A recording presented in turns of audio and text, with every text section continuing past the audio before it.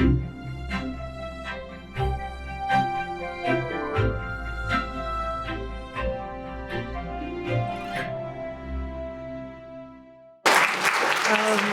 next speaker in our session is Audrey Odom John. Audrey is also the, as you remember from this morning, introduced as the co-organizer, who also evidently has time to do research. So her title of her talk, she's interested in the in metabolism in the context of pediatric infections with a view towards defining new targets for drug therapy. And the title of her talk today is Targeted Prodrugs, a Trojan Horse Approach to Antimalarials. Let's see how quickly we can do this switcheroo on the computer.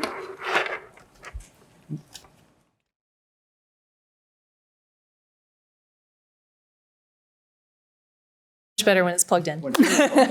Awesome. So before I get started, I first of all want to say what a pleasure it's been to both get to know and then work with Prakash in setting up this program. I think he took the lion's share of the work, just to be honest. So thank you very much for that. And thank you as well to all the speakers, and especially thanks to Dan Goldberg as our keynote speaker. It's just been a wonderful day of science already, and excited to see the last session as well. And I promise that dogs will reappear later in the presentation, so that's not just like a random cute picture. So I know we're all here to talk about malaria, but I love this image as really just such a beautiful visual of the problem of antimicrobial resistance. So those of us who take care of patients have experienced many times now the challenge where you have an infection, in this case a bacterial infection, where there used to be a wide range of things that you could use, and now all of those are limited. And of course we know the incredible problem of artemisinin resistance in malaria. And as you think about how to develop new anti-infectives, a particular challenge is the issue of specificity. Those of us that culture malaria know you can kill it with bleach, right? You can absolutely kill it. But we're talking about an infection that's particularly a challenge in pregnant women and infants and children under the age of 5. And so ideally you want something that's, say, a little safer than bleach to be putting into our most sensitive populations. And so a really classic way to think about how to build in specificity to an anti-infective is to target some sort of microbial specific biology. So a great example here would be the beta-lactam antibiotics that target the cell wall of bacteria. So they're incredibly safe. You can layer them on human cells. You can give them in high doses in people, and they're very incredibly safe to use. And they selectively kill the microbe and leave the human cell alone.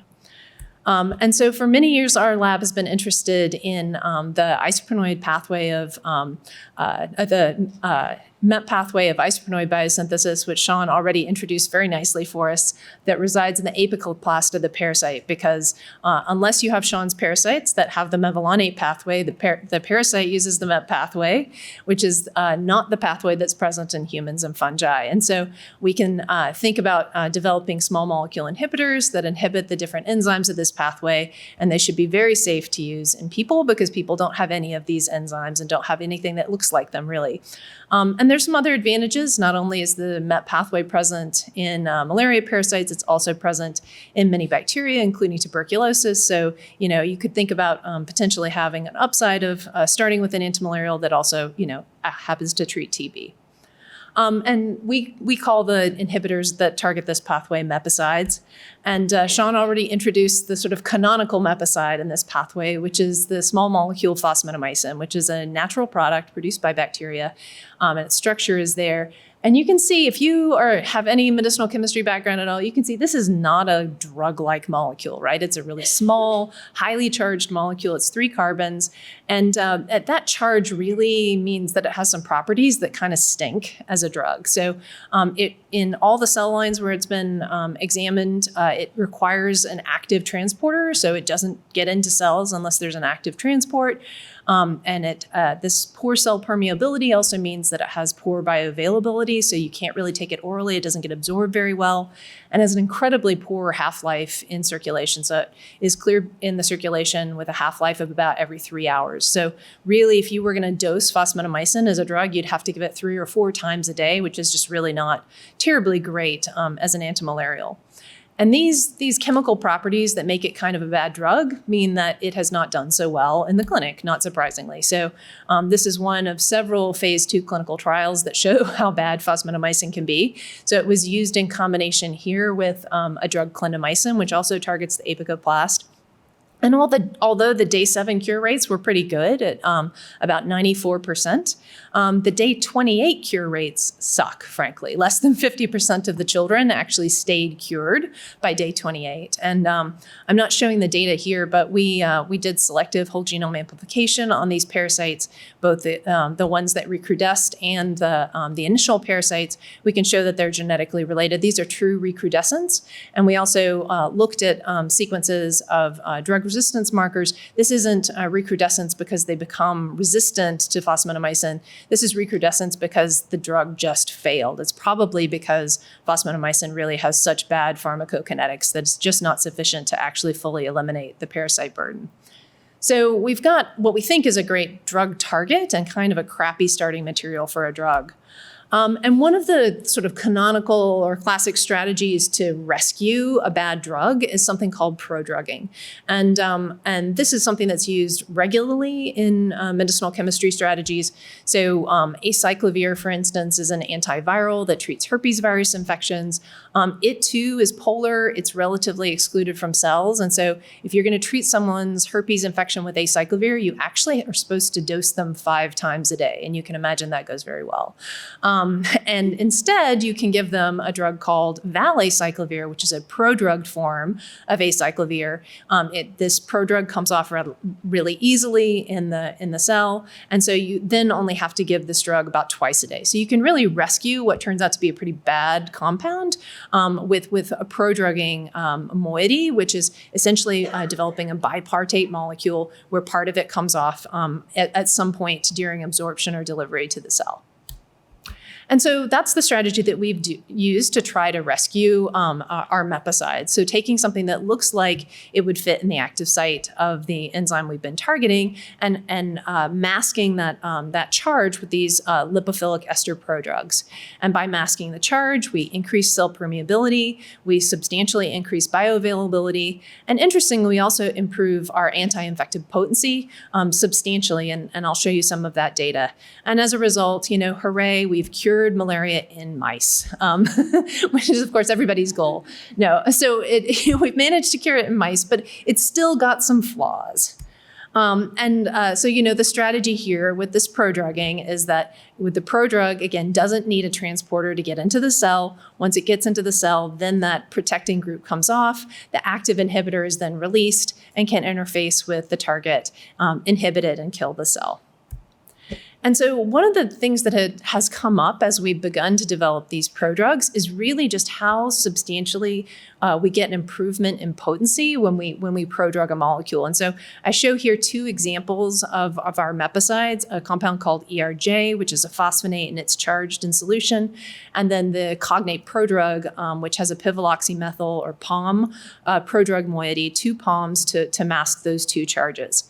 And what we see in Plasmodium falciparum is we really see a substantial decrease in IC50 when we have the POM prodrug compared to the parental compound. But interestingly, we don't just see this as true for malaria parasites. We see it in other organisms as well. So these same prodrugs, as I alluded to earlier, actually have activity against Mycobacterium tuberculosis, where cell permeability is also a major issue.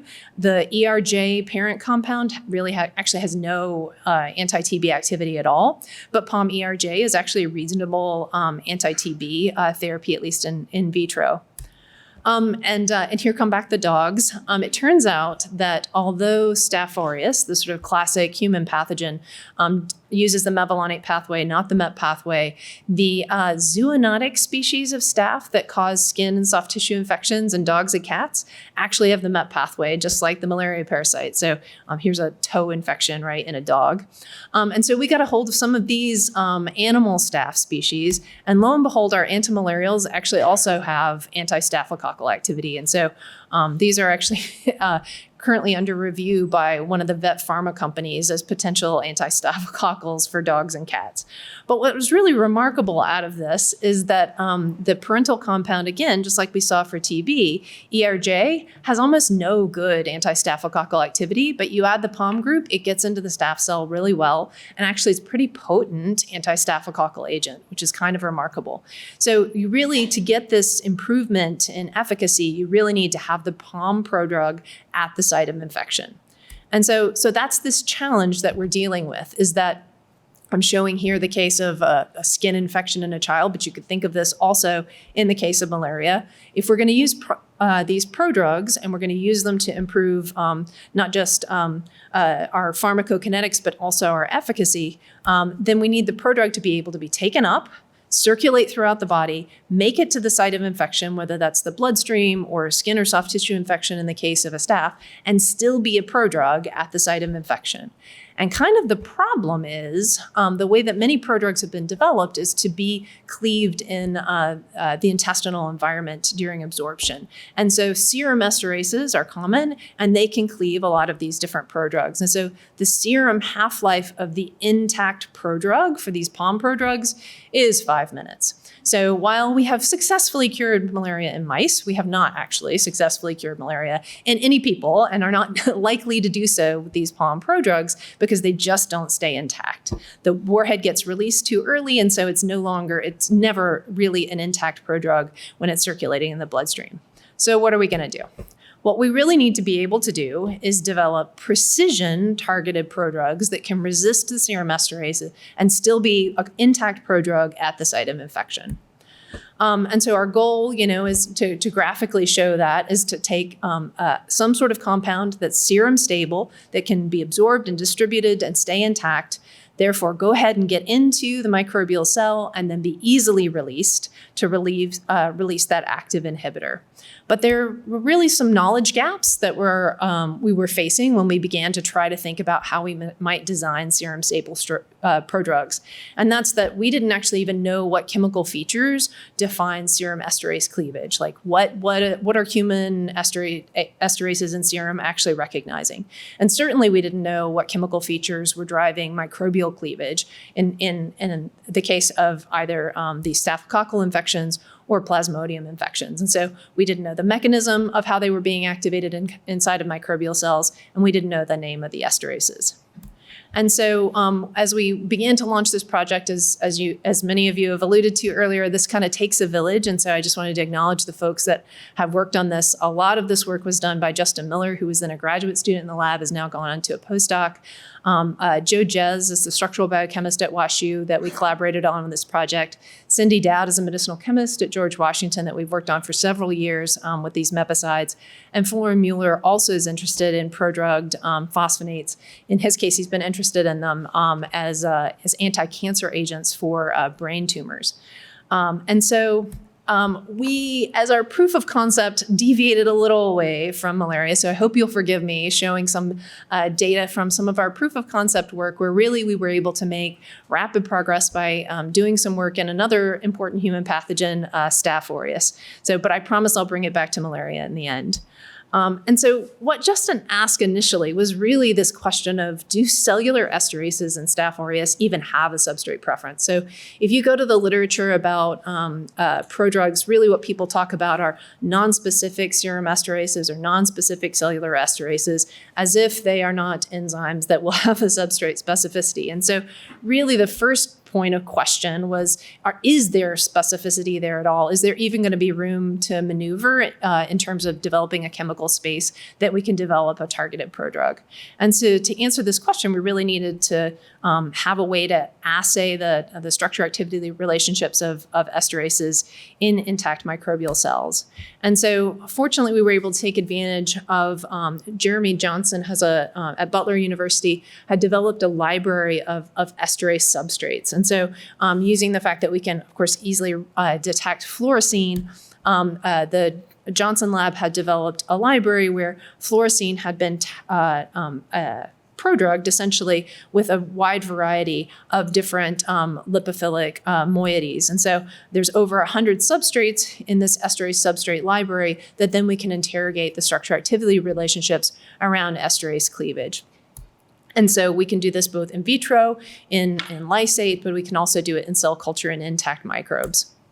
And so what Justin did was develop a microfluidics assay to be able to look at esterase activity in Staph aureus.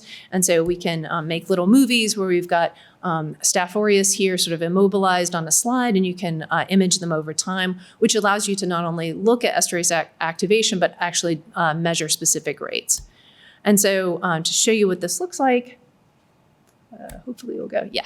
So this is 4 different slides of Staph aureus that are immobilized on this microfluidics chamber. And what you're gonna see in these movies is each of the staph will have a different esterase substrate that flows over them. And then you'll get to see the different rates of activation in each of the different wells over time.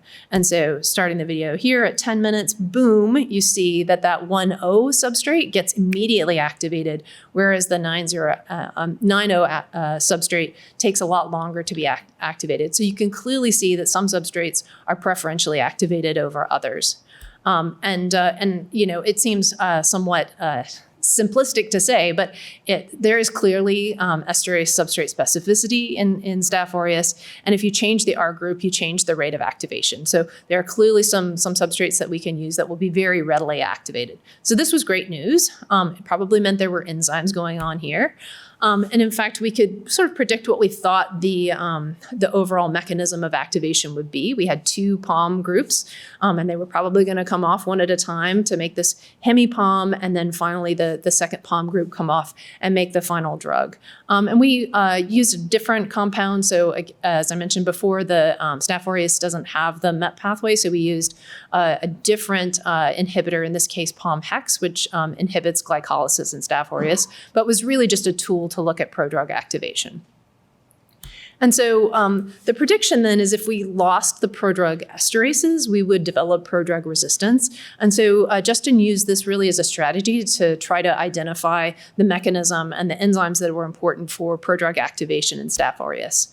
And at first he took a candidate gene approach, really using bioinformatic predictions of enzyme activities to nominate a few candidates. And we could take advantage of the fact that in Staph, there's essentially a transposon library that you can pull and cherry pick from. And we anticipated that anything that was an esterase important for activation would be resistant. So he just looked at drug sensitivity in each of these mutants. And lo and behold, there were in fact 2 different mutant strains, mutations in GLO-B and FRNB that conferred resistance to our POM prodrug.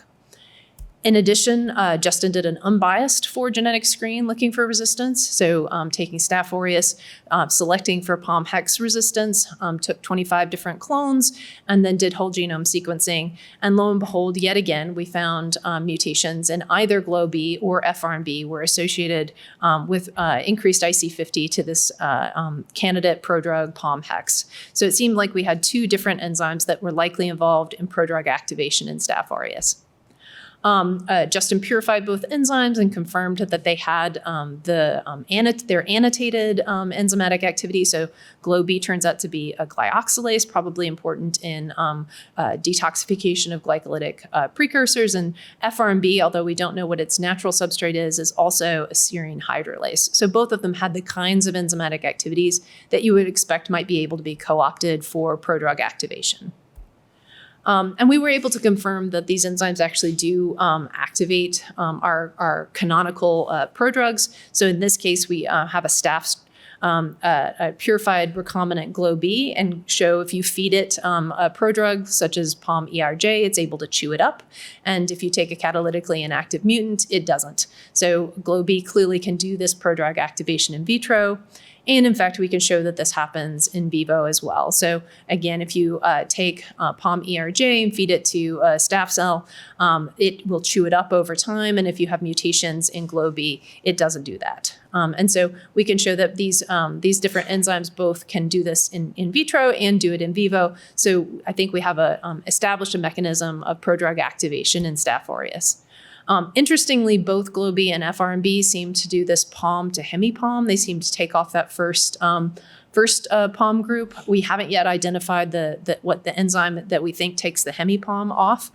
Perhaps it's an essential enzyme, and we would hope that in fact is the case, but we don't actually know the name of the second enzyme that's doing the job here.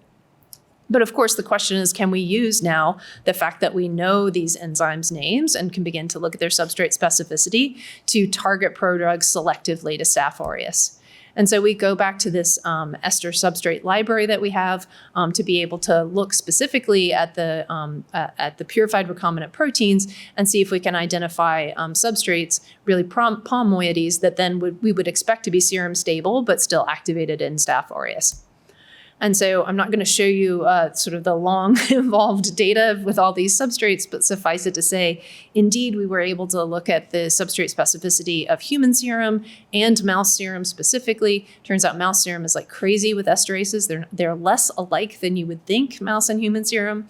But we were able to identify prodrug moieties that would be selectively cleaved by either GLO-B, FRMB, or both, but not cleaved by human or mouse serum. And so we believe we then have some candidate prodrugs that we're now, candidate prodrug moieties that we're now able to put on some of these actual inhibitors to begin to test this hypothesis that by targeting these enzymes specifically, we can develop serum stable prodrugs that will still be effective anti-staphylococcals. We were also able to, Justin was able to solve the crystal structures of both GLO-B and FRMB to 1.6 angstrom structures. This has also turned out to be incredibly helpful in with thinking about developing these and developing improved prodrug inhibitors over time. These structures, unsurprisingly, are very effective in explaining the substrate specificities of GLO-B and FRMB. These are with substrate bound, in this case 1,0, that one substrate that was so readily activated. And so we're really able to see what parts of the molecule that the enzymes are recognizing, and that really, I think, will help guide structure-guided drug discovery going forward. And so our model of prodrug activation in Staph aureus then is that we have these prodrugs that are then being activated serially by GLO-B and FRMB, which probably have some functional redundancy here, and probably a third esterase to ultimately reveal the warhead which engages the target. And of course, next step is to actually employ this in an actual prodrug that we can use for therapeutic development. But bringing it back to malaria, as I mentioned before, prodrugs really have given us these huge gains in potency, and we see that in Staphylococcus, but we also see that in Plasmodium falciparum. And so we're really interested in taking this proof of concept work that we've done in Staph aureus and applying it back to malaria parasites and developing more targeted prodrugs that we could use as antimalarials. And so Justin was also able to employ the same sort of microfluidics to look at prodrug activation in P. falciparum. And you can see here just two different prodrugs. You can see how readily cleaved one of them is compared to the other. And so we can really then begin to look at the prodrug activation substrate specificity in P. falciparum parasites. And so Seish in my lab, who's a third-year Peds ID fellow, has really taken on this work and begun to employ this 100 substrate library to begin to identify the prodrug moieties that are readily activated in P. falciparum. And you can see a few of those here.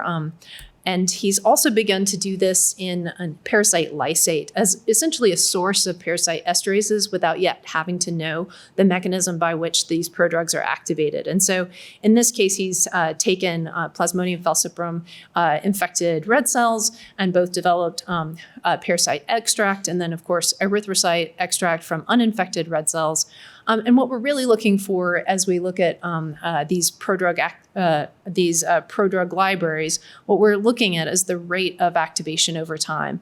And ideally, we're looking for things where the rate of activation in parasite-derived extract is markedly different than the rate of activation in erythrocyte extract alone, so that we can really begin to identify moieties that are selectively activated by parasite enzymes. And so if you look at this graphically, in this case on the x-axis are increasing activity in P. falciparum extract, and on the y-axis we're really looking at specificity versus erythrocyte. So the top of that is going to be more P. falciparum specific, the bottom is going to be less specific, and so you can sort of see we're really looking for things that are far over on that corner, for things that are very readily activated but also quite specific.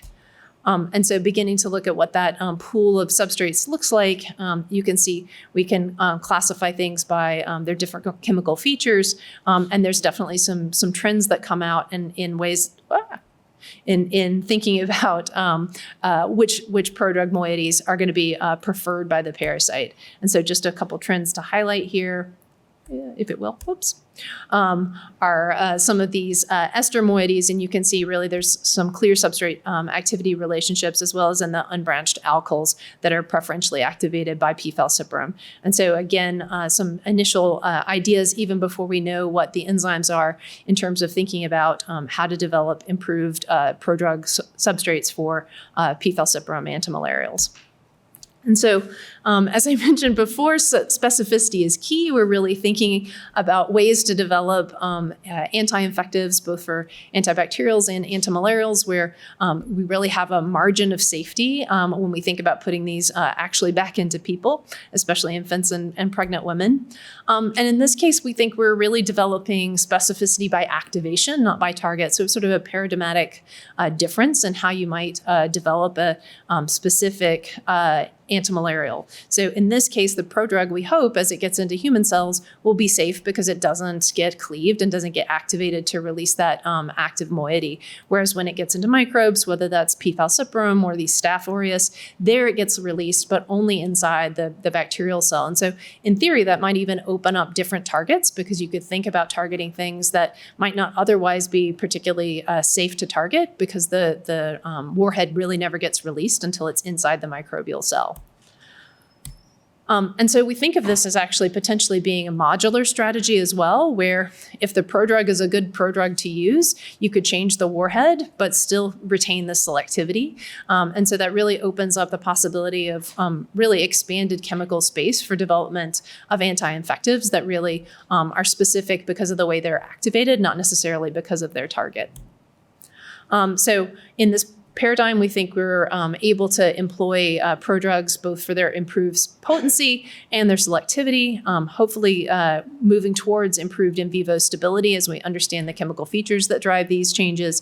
And we're interested, of course, in expanding to other organisms as well. And also thinking in the case of potential for diagnostics as well. So there's a lot of interest in developing radiologic probes that really would then only be activated, for instance, in Staph aureus, so that you could essentially have an infectoscope that could tell you, for instance, that your bone or joint infection was Staph aureus without even having to do a biopsy.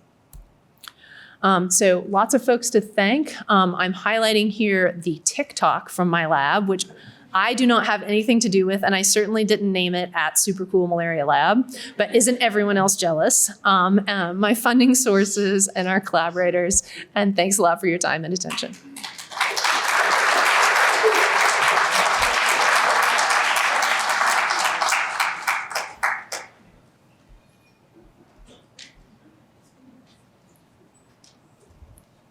Audrey, that was great. I'm imagining if Donald Trump were here right now, he'd say, but so what? Those prodrugs are probably not good at bleaching your laundry.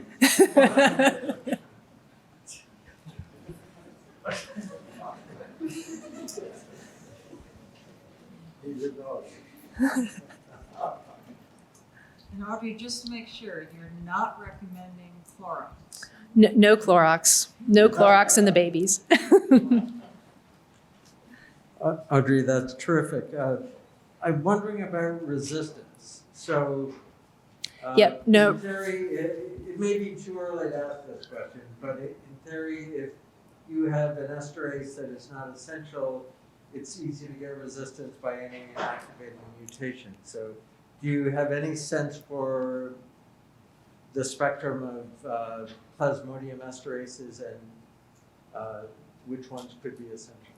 Yeah, a couple different things related to that. So that is a key question. So with these staph enzymes, we know that the bacteria can grow just fine in rich media when these esterases are deleted. And so that was a key question. But it turns out there's a graduate student in my group who's been actively looking at this, and both of them have clear growth limitations and nutrient-limited conditions. We're interested in putting them back into the mouse model to see if they, in fact, have a virulence defect, which I anticipate they will. They seem to be important for metabolism.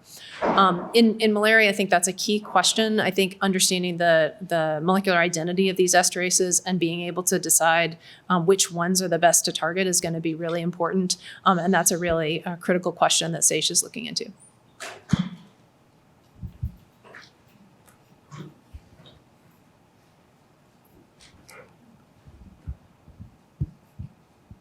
I was just sitting here struck by the number of drugs or drug candidates that fail because they have things like phosphates on them. Do you have any plans to rescue some particularly potent compounds from the dustbin of failed drug screening? I think there's a number of potential things that could be rescued. I'm interested in knowing which ones you're particularly fond of, so we can talk later.